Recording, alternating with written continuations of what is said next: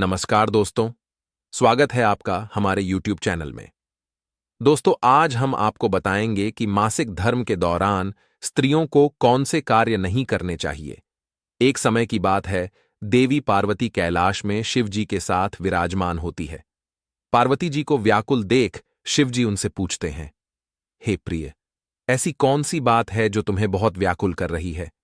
तुम्हारे मुख से दिखाई पड़ता है कि कोई तो ऐसी बात है जो तुम्हें बहुत परेशान कर रही है।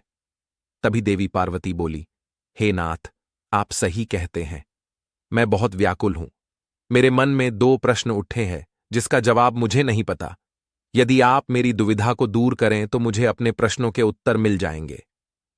पार्वती की बात सुन शिव जी बोले, हे पार्वती, तुम अपने प्रश्न निसंकोच हो के पूछो, मैं तुम्हें तुम्हारे प्रश्नों के उत्तर अवश्य दूंगा। तभी पार्वती जी बोली, हे प्रभु, मेरा पहला प्रश्न ये है कि एक रजस्वला स्त्री को कौन से कार्य नहीं करने चाहिए। मेरा दूसरा प्रश्न ये है कि मासिक धर्म के दौरान स्त्रियों को इतनी पीड़ा क्यों सहनी पड़ती है। तब भगवान भोलेनाथ बोलते हैं, हे पार्वती, तुम्हारे प्रश्नों के उत्तर मैं एक कथा के माध्यम से दूंगा। तुम मेरी बातों को ध्यानपूर्वक सुनो। पूर्वकाल की बात है, एक गांव में एक देवशर्मा नाम का एक ब्राह्मण निवास करता था। वह देवी देवताओं से आराधना पूजा पाठ करता था। उसकी पत्नी भी एक पतिव्रता स्त्री थी। एक दिन उस ब्राह्मण ने अपने घर पे सत्यनारायण भगवान की पूजा रखी थी। उसने गांव के सभी ब्राह्मणों को भोजन का आमंत्रण दिया था। पूजा होने के बाद उसने सभी ब्राह्मणों को भोजन करवाया और सभी ब्राह्मणों का आशीर्वाद प्राप्त किया। ब्राह्मणों को भोजन करवाने के बाद उसने अपने सभी गांव वालों को और अपने रिश्तेदारों को भोजन करवाया। थोड़ी देर बाद जब वह अपने घर के बाहर निकला तो उसे द्वार पर एक कुत्तिया और एक बैल दिखाई दिया। वह दोनों आपस में बातें कर रहे थे। ब्राह्मण बहुत हैरान हुआ क्योंकि कुत्तियां उसकी मां थीं और वह बैल उसके पिता। वह ब्राह्मण सोचता है कि मेरे माता पिता के ऐसे कौन से पाप किए हैं जिस कारण उन्हें जानवरों की योनि में जन्म लेना पड़ा। यही बात सोचते सोचते ब्राह्मण को सारी रात नींद नहीं आती है। अगली सुबह ब्राह्मण एक ऋषि के पास जाता है। उन ऋषि का नाम मुनि वशिष्ठ होता है। ब्राह्मण ऋषि वशिष्ठ के पास जाके उस कुत्तिया और बैल यानी कि अपने माता पिता के बारे में सारी बात बता देता है। ब्राह्मण बोलता है, हे ऋषि मुनि, कल मैंने अपने माता पिता को उस रूप में बातें करते सुना। कुत्तिया बैल से बोलती है स्वामी, आज हमारे पुत्र के घर भगवान विष्णु की कथा हुई थी और भोजन का भी प्रबंध किया गया था। हे स्वामी, वहां एक दूध का पतीला रखा हुआ था जिस शुद्ध दूध से खीर बनने वाली थी, परंतु उस दूध को एक सर्प ने झूठा कर दिया था जिस कारण सारा दूध जहरीला हो गया था। यह सब देख के मुझे तो बहुत चिंता हो रही थी, तो मैंने उस दूध को पी लिया था। जब हमारी बहू ने मुझे देखा तो वह लाठी लेके मुझे पीटने लगी। कुत्तियां की बात सुन के बैल बोला, हे प्रिय, हमारे पुत्र ने मुझे घास तक नहीं डाली, मैं सारा दिन उसके द्वार के बाहर खड़ा था। तब देवशर्मा बोले, हे ऋषि मुनि, आप कृपा करके मेरे माता पिता की मुक्ति का उपाय मुझे बताइए।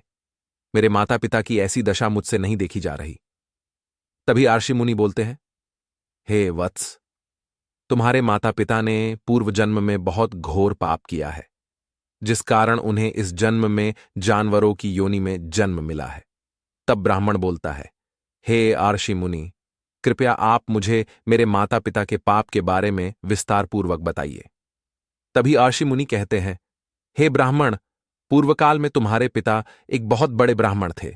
उन्होंने बहुत बार एकादशी का व्रत किया और भोजन ग्रहण कर लिया। उन्होंने न कभी किसी भूखे को भोजन खिलाया और न ही कभी कोई दान पुण्य किया। द्वार पर आई गाय को भी कभी एक रोटी तक नहीं दी। जब तुम्हारी माता मासिक धर्म में थी तो भी तुम्हारे पिता ने तुम्हारी माता के साथ शारीरिक संबंध बनाए, जिस पाप के कारण तुम्हारे पिता आज एक बैल का रूप धारण किए अपने पाप की सजा भुगत रहे हैं। तुम्हारी माता रजस्वला होते हुए भी भोजन बनाती थी, देवी देवताओं की पूजा करती थी। राजस्वला होते हुए भी इसने तुलसी को जल चढ़ाया, भगवान को भोग लगाया, जिस पाप के कारण आज तुम्हारी माता एक कुत्तिया का रूप धारण किए है। एक राजस्वला स्त्री को मासिक धर्म में पूजा पाठ नहीं करना चाहिए। दिन दिनों के लिए स्त्री अपवित्र हो जाती है जिस कारण उसे कोई भी कार्य नहीं करना चाहिए। राजस्वला स्त्री को मासिक धर्म के शरीर का संबंध नहीं बनाने चाहिए और न ही किसी पेड़ फूल को छूना चाहिए। जो पुरुष मासिक धर्म में वाली महिला के साथ संबंध बनाता है उसे ब्राह्म हत्या का पाप लगता है। मासिक धर्म में स्त्रियों को अपने पति का मुख नहीं देखना चाहिए। 3 दिन के बाद स्नान करके ही स्त्री फिर से पवित्र हो जाती है। इन्हीं सब पाप के कारण तुम्हारे माता पिता को इस जन्म में जानवरों की योनि में जन्म मिला है।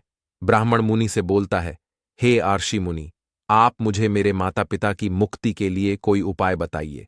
तब आर्षि मुनि बोलते हैं, हे ब्राह्मण, तुम किसी भी अमावस्या के दिन अपने माता पिता का श्राद्ध कर और दान धर्म करके अपने माता पिता को इस जन्म से मुक्ति दे दो।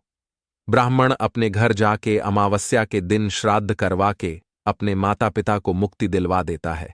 अब भगवान भोलेनाथ पार्वती जी से बोलते हैं, हे प्रिय, मैंने तुम्हारे एक प्रश्न का उत्तर दे दिया है कि मासिक धर्म में स्त्रियों को कौन से कार्य नहीं करने चाहिए। अब मैं तुम्हें तुम्हारे दूसरे प्रश्न का उत्तर देता हूं। किस कारण स्त्रियों को मासिक धर्म से गुजरना पड़ता है? एक समय की बात है, सतयुग में एक कल्कीय नाम का एक दानव निवास करता था। दानव सदैव की युद्ध करने के लिए तात्पर्य रहता था। एक दिन दानवों ने इंद्रलोक पे चढ़ाई कर दी। देवता भी उस दानव से हार रहे थे। तभी सारे देव ब्रह्मा जी के पास जाके उस दानव के अंत का निवारण पूछते हैं। तब ब्रह्मा जी कहते हैं, आप सभी लोग आर्षि दधीचि के पास जाइए और उनकी हड्डियों से बने हुए शस्त्र को ले आइए। उनकी हड्डियों से बने शस्त्र से ही इस दानव का वध किया जा सकता है। दधीचिकी की हड्डियों से वर्ज नाम का शस्त्र तैयार किया जाता है। देवराज इंद्र उस वर्ज को ले जाके उस दानव का वध कर देते हैं। दानव की मृत्यु होते ही उसके शरीर से ब्रह्म हत्या बाहर आती है और देवराज इंद्र का पीछा करने लगती है। तब इंद्र ब्रह्मा जी के पास जाते हैं और उनको सारी बात बता देते हैं। तब ब्रह्मा जी ब्रह्म हत्या को देवराज इंद्र के शरीर से बाहर आने का आदेश देते हैं। तब ब्रह्म हत्या बोलती है, हे ब्रह्म पिता, इतने समय से मैं उस दानव के शरीर में निवास कर रही थी, परंतु इंद्र ने उस दानव की हत्या कर दी, तो मैं अब इंद्र जी के शरीर में प्रवेश कर चुकी थी। अब आप ही मुझे कोई उचित स्थान दीजिए। तब ब्रह्मदेव उस ब्रह्म हत्या के 4 भाग कर देते हैं और बोलते हैं, मैंने तुम्हारे 4 भाग किए हैं। इस संसार में यदि कोई व्यक्ति अग्नि की आहुति न दे तो तुम उसके शरीर में प्रवेश कर लेना। दूसरा है जल, जो कोई भी जल में मलमूत्र करेगा या जल में थूकेगा तो तुम उसके शरीर में प्रवेश करोगी। तीसरा, 1/4 भाग पेड़ के भीतर रहेगा। जो कोई मनुष्य बेवजह ही पेड़ों को काटेगा उसे भी ब्रह्म हत्या का पाप लगेगा। तभी ब्रह्मदेव अप्सराओं को ब्रह्म हत्या को ग्रहण करने का उद्देश्य देते हैं। ब्रह्म जी की आज्ञा से अप्सराएं ब्रह्म हत्या को स्वयं में प्रवेश करने देती है और बोलती है, हे देव, हमें भी इस ब्रह्म हत्या से मुक्ति का कोई कारण दीजिए। तब ब्रह्मा जी बोलते हैं, हे अप्सराओं, मासिक धर्म के दौरान यदि कोई पुरुष तुमसे संबंध बनाता है तो ये पाप उसे लग जाएगा। इस प्रकार ब्रह्मा जी ने ब्रह्म हत्या के 4 भाग कर दिए। पहला अग्नि में, दूसरा जल में, तीसरा पेड़ में और चौथा स्त्रियों के अंदर, जिस कारण स्त्रियों को मासिक धर्म आता है। यदि मासिक धर्म में कोई पुरुष स्त्री के साथ संबंध बनाता है या फिर उन्हें स्पर्श करता है तो उन्हें ब्रह्म हत्या का पाप लगता है। हे देवी पार्वती, इस प्रकार मैंने आपको आपके दोनों प्रश्नों के उत्तर दे दिए हैं। किस प्रकार से स्त्रियों को मासिक धर्म आता और मासिक धर्म में स्त्रियों को कौन से कार्य नहीं करने चाहिए? हे देवी पार्वती, अब आपको आपके प्रश्नों के उत्तर मिल गए हैं। अब आपकी मन की दुविधा अवश्य ही दूर हो गई होगी। तब देवी पार्वती कहती है, हे प्रभु, आज आपने मेरी मन की दुविधा को दूर किया है। तो दोस्तों, उम्मीद करते हैं आपको हमारी आज की यह कथा अवश्य ही पसंद आई होगी। यदि वीडियो पसंद आई हो तो वीडियो को लाइक, शेयर और चैनल को सब्सक्राइब करना न भूलें। आज के लिए इतना ही, मिलते हैं अगली वीडियो में एक नई कहानी के साथ। तब तक के लिए धन्यवाद।